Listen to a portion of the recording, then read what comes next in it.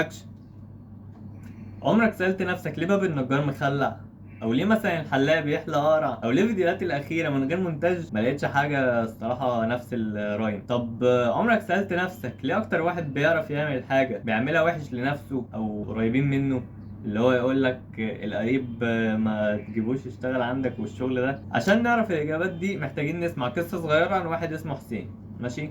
مش انا اسمي سحسوح بالحركه دي، حسين بقى من غير الحركه دي. المهم، كان يا مكان في قديم الزمان من حوالي 6 سنين كده، كان في واحد اسمه حسين قاعد يصور فيديوهات ويمنتجها وينزلها على اليوتيوب عشان كان عايز يبقى مؤثر ويقعد يتكلم مع الناس والناس تسمعه وتتناقش معاه. هو حاسس ان في رسالة عايز يوصلها بس هو مش عارف لسه ايه هي. المهم، واحدة واحدة المونتاج بتاعه اتطور لحد ما بقى يشتغل في شركات على اساس انه مونتير او فيديو اديتور.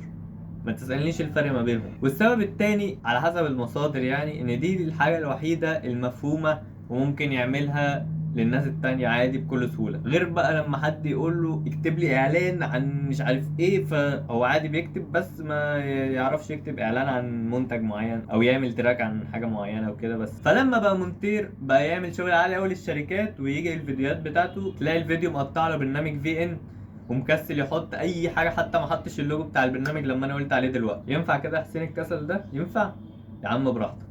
نرجع تاني لموضوعنا ونسال ايه الكسل ده. ثانيه واحده، ده هو الكسل.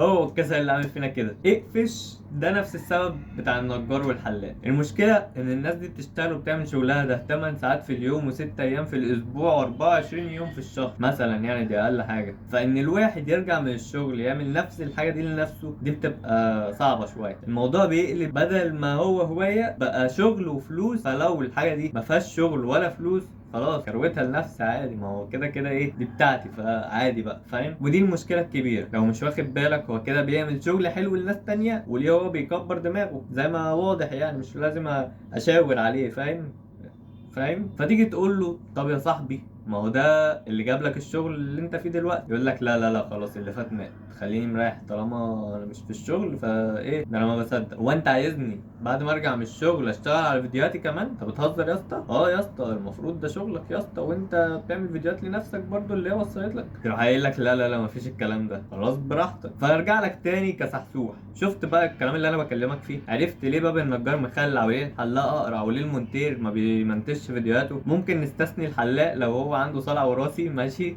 او مثلا مش لاقي اللي يحلق له فبيشيلها له. تخيل الحلاق مش لاقي اللي يحلق له. هي لا مش نكتة مفهومة. خلاص تمام، نكمل. انا ما بتريقش على الحلاقين، انا كان ممكن ابقى حلاق في يوم من الايام لو الظروف كانت كملت زي ما كنت مخطط، فاهم يعني؟ انا كنت مخطط ابقى حلاق. ف احلى مسا عليك. في النهايه كان معاك سحسوح من قناه ولد الطحاوي. ولو عجبتك القصه والفيديو اعمل لايك وشير وتناقش معايا في الكومنتات. ولو اول مره تشوفني استنى ما تعملش اشتراك دلوقتي، خد لفه الاول في القناه شوف الاول المحتوى بتاعي تمام ولا مش تمام. وما تقلقش مش هتلاقي محتوى فانت يا اسطى يا اسطى اعمل اللي انت شايفه غلط يا اسطى. بس لو عايز تعرف الدنيا معايا اكتر هتلاقيني على الانستجرام موجود هناك اكتر ما موجود في الحقيقة. وبس I don't know when I'm uploading a new video، but سيبها على الله. اشوفك الفيديو الجاي وجود باي. ارجع تاني اخلص المهمة اروح بعديها البيت. دماغي مسيكة وتحت.